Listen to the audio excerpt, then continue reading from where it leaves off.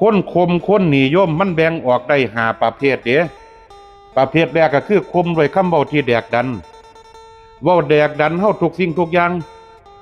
แต่ว่าเว้าในเชิงเว้าหยิกเว้าหยอกเฮาบ่กล้าเว้าความจริงตรงๆ2คมด้วยตำแหน่งอำนาจหน้าที่การงานใช้อำนาจของเจ้าของไปคมคนที่อยู่ต่ำกว่าเจ้าของคนประเภทนี้มักสิเอาอำนาจเจ้าของนี่ที่สูงกว่า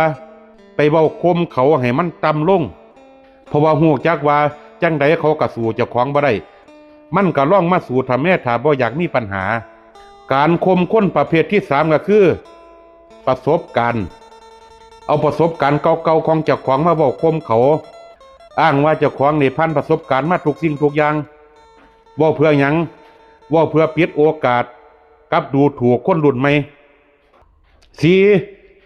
คมด้วยการเปรียบเทียบหาสิ่งนั้นสิ่งนี้มาเปรียบเทียบใส่เขา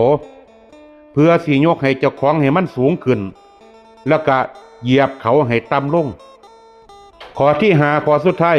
คมด้วยความเงียบเอาความเงียบไปคมเขา